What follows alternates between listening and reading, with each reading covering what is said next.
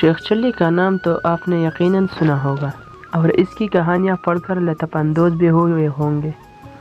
آج ہم اس کی حماقت سے بھرپور کہانی سناتے ہیں۔ کسی گاؤں میں ایک بڑیا رہتی تھی جس کا ایک ہی بیٹا تھا جس کا نام چلی تھا۔ وہ بہت کامچور، بے وقوف، سست اور کاہل تھا۔ اسے بس ایک ہی کام آتا تھا، شیخی بگاڑنے کا۔ جہاں چند لوگوں کو اکٹھا بیٹھے دیکھتا، ان کے قریب جا کر خود بھی بیٹھ جاتا اور انہیں گفتگو کا موقع دیے بغیر اپنے جھوٹے سچے کارنامے بیان کرنے لگتا۔ گاؤں کے لوگ اس کی اس عادت سے بہت تنگ تھے اور اس کا نام ہی شیخ چلی رکھ دیا تھا۔ وہ اپنے نام کی طرح بڑے بڑے خیالی منصوبے بناتا لیکن کسی پر عمل نہیں کرتا۔ ایک دن اس کی خیالی پلاؤ پکانے کی عادت سے چڑھ کر ایک شخص نے اس سے کہا، شیخ صاحب، آپ اتنے بڑے منصوبے کیوں بناتے ہیں؟ آپ نے ایک ہفتے بعد اس دنیا سے کوچ کر جانا ہے، اپنی موت کا خیال کریں۔ یہ سننا تھا کہ بے وقوف شیخ چلی کو ایک ہفتے بعد اپنی موت کا یقین ہو گیا اور اس نے اس کی تیاری شروع کر دی۔ پہلے اس نے قبر کھدوائی اور اس میں جا کر لیٹ گیا۔ 6 دن گزر گئے، کچھ نہ ہوا۔ 7ویں روز شیخ چلی نے سوچا کہ یہ اس شخص کے بتائے ہوئے ایک ہفتے کا آخری دن ہے، شاید اب موت کا فرشتہ آنے والا ہے۔ وہ یہ سوچ ہی رہا تھا، اس کی کان میں آواز پڑی، اگر کوئی اللہ کا نیک بندہ انڈے کی ٹوکری میرے گھر پہنچا دے تو میں اسے اجرت میں ایک اشرفی دوں گا۔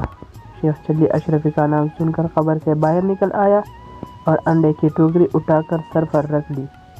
یہ دیکھ کر ٹوکری کے مالک نے کہا، شیخ صاحب ذرا سنبھال کر لے جانا، انڈے ٹوٹنے نہ پائے ورنہ ایک دمڑی بھی نہیں دوں گا، الٹا ہرجانہ لے لوں گا۔ شیخ چلی بڑے غرور سے بولا، میاں صاحب میں شیخ چلی ہوں، کوئی چھوٹا موٹا شخص نہیں ہوں، پورا گاؤں مجھے جانتا ہے۔ یہ کہہ کر وہ انڈے کی ٹوکری لے کر چل پڑا۔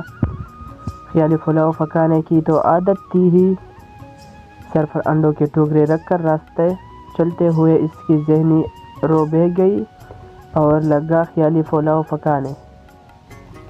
انڈے پہنچانے کی مزدوری مجھے ایک اشرفی ملے گی، بڑی رقم ہے، اس سے میں مرغی خریدوں گا، وہ انڈے دے دے گی، انڈے بیچ کر بکری لوں گا، وہ بچے دے گی، بکری کے بچے بیچ کر گائے لوں گا، گائے دودھ دے گی، میرے بچے دودھ مانگیں گے تو میں ان سے کہوں گا یہ لو دودھ۔ اتنا کہتے ہوئے اس نے ٹوکری پکڑے دونوں ہاتھ ہٹا لیے، جس کی وجہ سے وہ زمین پر گر پڑا اور سارے انڈے ٹوٹ گئے۔ انڈے کے مالک نے جب یہ منظر دیکھا تو وہ آہ و بکا کرتے ہوئے بولا، ہائے میرے انڈے۔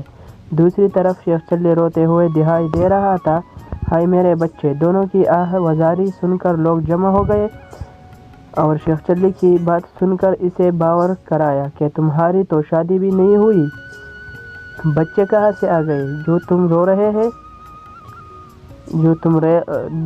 رو رہے ہو، ہاں انڈوں کے مالک کا تم نے جو نقصان کیا ہے اس کا ہرجانہ تمہیں دینا پڑے گا۔ بات شیخ چلی کی ماں تک پہنچی، اس نے وہاں آ کر ہرجانے کی رقم ادا کر کے شیخ چلی کی گلو خلاصی کرائی۔